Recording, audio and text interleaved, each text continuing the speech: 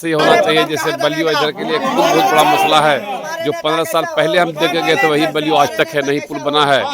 बीड़ी मजदूर आपको चाहिए पुल, पुल हमको पुल के पार होना दूसरा है। समस्या ना है।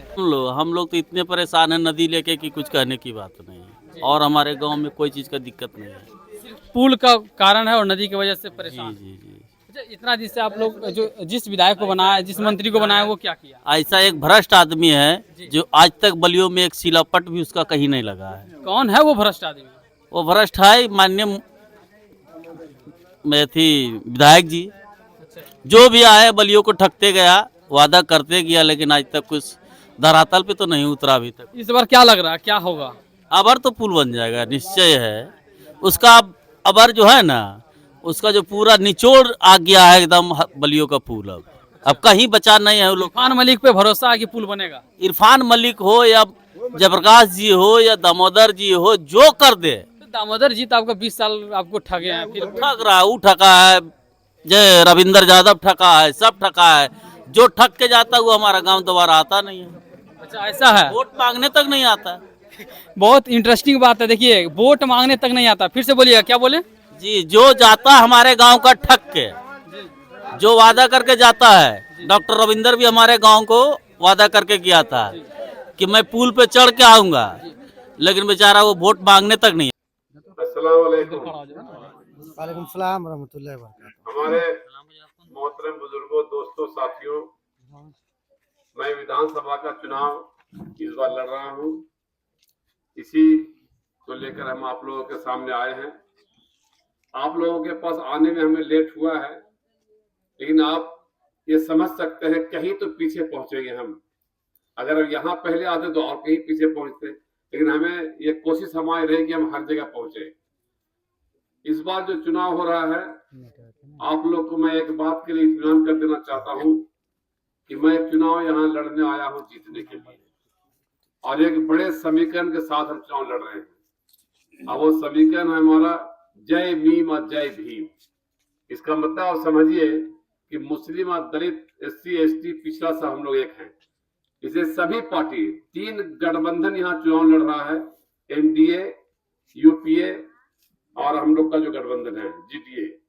इसमें हम लोग, हमारे नेता बैरिस्टर असदुद्दीन साहब हैं, आजाद समाज पार्टी से हम कैंडिडेट हैं, उनके नेता चंद्रशेखर रावत जी हैं, और एक ASP के नेता स्वामी प्रसाद मौर्य जी हैं।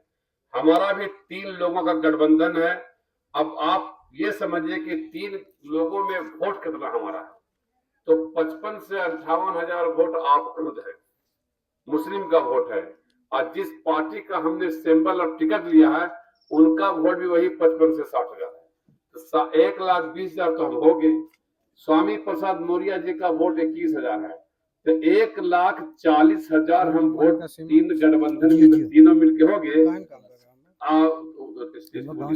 तो आप बताइए कि हम कमजोर कैसे? आप जो आप लोगों के दिमाग में कोई डालता है कि मुसलमान कैसे चुनाव जीतेगा, कौन वोट देगा, अब आप ही बताइए कि कौन वोट दे रहा है, कितना वोट हमारे पास है। इसलिए आप लोग ये सब गलतफहमी में न पड़िए। एक ही गुजारिश आप लोगों से है कि आप लोग सब एकजुट होकर, इस बार बिल्कुल एकजुट होकर, अपने गांव का भी भेदभाव तो भुलाकर एक बार मुझे वोट दीजिए। इंशाल्लाह हम सीट आप लोग को जिता के देंगे। ये सीट हम निकाल के देंगे आप लोग को। आप लोग के दिमाग में जो कोई डाला है, हम ये गलतफहमी निकाल देंगे कि यहाँ से मुस्लिम चुनाव जीत सकता है, ये गलतफहमी निकाल देंगे हम। और जो भी आप लोगों की परेशानी है, आपका जो पुल का मामला है, हम अगले बार कांग्रेस से चुनाव लड़े 2010 में, आप लोग देखे हुए हमें, जैसे पहले था वैसे आज भी है। आप सोच सके कि आप 15 साल में जिसके कदम चले, फिर हम ऐसा क्यों करें कि किसी को वोट देते रहे। अब इस दौर में सब अपना अपना नेता चुन रहा है, आप खुद देख रहे हैं, सब अपना अपना नेता चुन रहा है, अपने अपने समाज को जमा कर रहा है। उससे फायदा क्या हो रहा है? अगर आप हमारे साथ जमा होंगे, हमारी ताकत बढ़ी, तो हम किसी नेता से बात करें कि हमारे समाज में चाहिए, नहीं तो हम आपके साथ नहीं है। ऐसे लोग जमा कर लेते हैं, हमारा वोट लेते हैं, हमें कोई देखने वाला नहीं।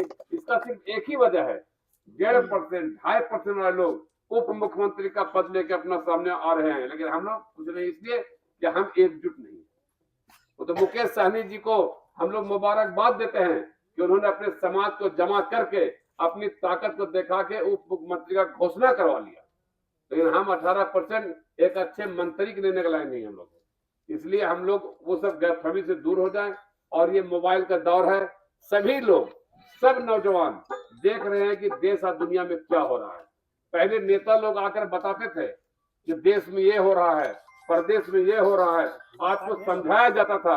लेकिन अब वो दौर नहीं, अब लोग मोबाइल से देखकर समझ चुके हैं कि हमें करना क्या है। हमारे यहाँ आने से पहले लोग जागरूक हो गए हैं।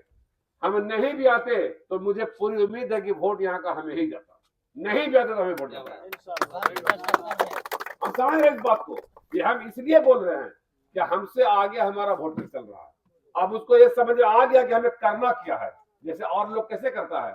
अच्छा, एक चीज और बोला था, बड़ा नेता कोई बड़ा और छोटा नहीं होता, वोटर बड़ा होता है। वोटर जिसको बड़ा बना दिया बड़ा है, जिसको छोटा बनाया छोटा ही वोट होता है। किसी के कद से, किसी के लंबाई से, किसी की उम्र से बड़ा छोटा कोई नहीं होता है। अगर आप आज हमें वोट दीजिएगा तो हम बड़ा नेता होंगे, विधानसभा हो गया, बड़ा नेता हो गया। तो ये सब गलतफहमी में नहीं पड़ी आप लोग, कोई बड़ा छोटा नहीं है। वोट का ताकत है, आपका ताकत है। आपका उंगली जहां दबेगा वही बड़ा नेता होगा, वही विधानसभा जाएगा। हम वादा करते हैं कि इस बार आप लोग मौका दीजिए, आप लोग का कोई भी मसला होगा हम लोग आगे उसको देखेंगे और देखने का काम करेंगे।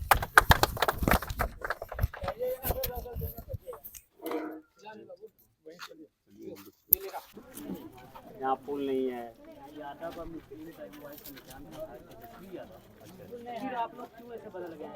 मैं समस्या हम लोग को बहुत सारा, इसलिए बदलाव चाहिए। लग रहा है इंशाल्लाह बदलाव इस बार तो जीत जाएंगे। बिल्कुल जीतेंगे। हम लोग की कोशिश रहेगा जिताने। कितना परसेंट? 99%। 99%। 1% कहाँ खा के दूंगा दोस्त? 1% हम दे देंगे समर्थन। ओ चलिए, हमारे 100% जीतेगा। क्या नाम है बाबा?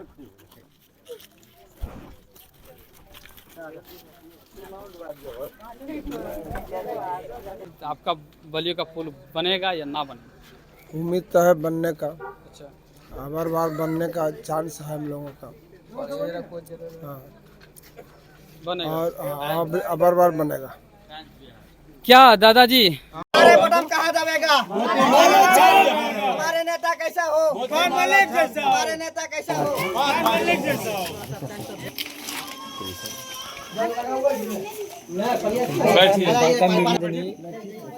बैठे का होगा, बैठे